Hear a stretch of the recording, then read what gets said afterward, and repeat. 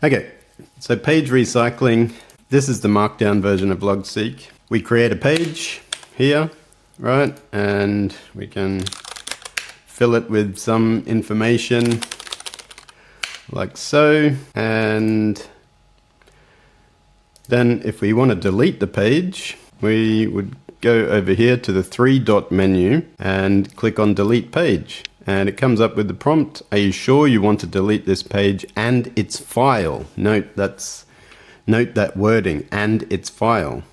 So you say yes, and that page was deleted. So we can then delete that reference. And if we go to all pages, we'll see that there is no page name page listed there anymore. However, what if you regret deleting that page? There's no way to really recover it, unless of course you're using some sort of setup that backs up your pages. So let's go over to the database version of Logseq, and we create a new page. We're literally going to call it new page, and remember to press enter or click on where it says new page and then the page name, because there is a known bug in Logseq that if you, for example, press escape instead of clicking on that, then it activates a bug condition. So we have this page here. We can populate it with information. And now we have this page, and we go to pages on the left-hand side here. And we'll see that new page shows up here. And we can decide, oh, okay, I actually want to delete this page. So we select it. Remember, we're in the pages menu on the left-hand side. We select it with the checkbox on the left-hand side of the page name. And then we go up here to click the little garbage can icon.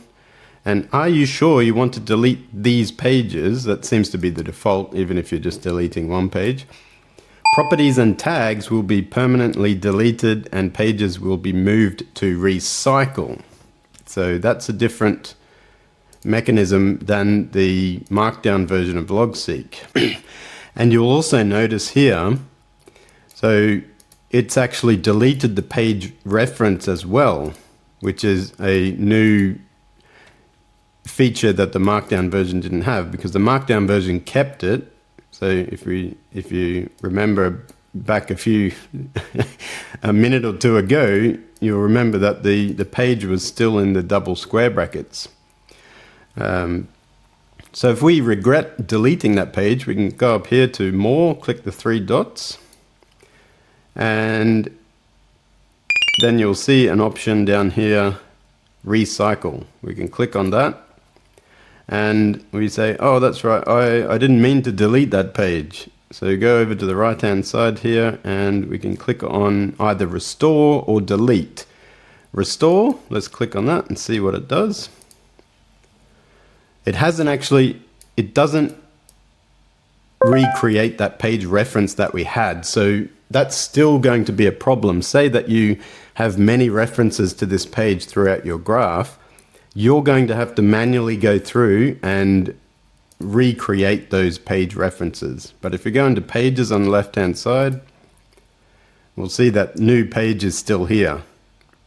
And if we want to then reference it again, we can highlight that and then press bracket, square bracket, and you'll see that it references that page again. So yeah, if you think of any quirky behaviors relating to the page recycle feature, slap them down in the comments and share your thoughts, and see you in the next one.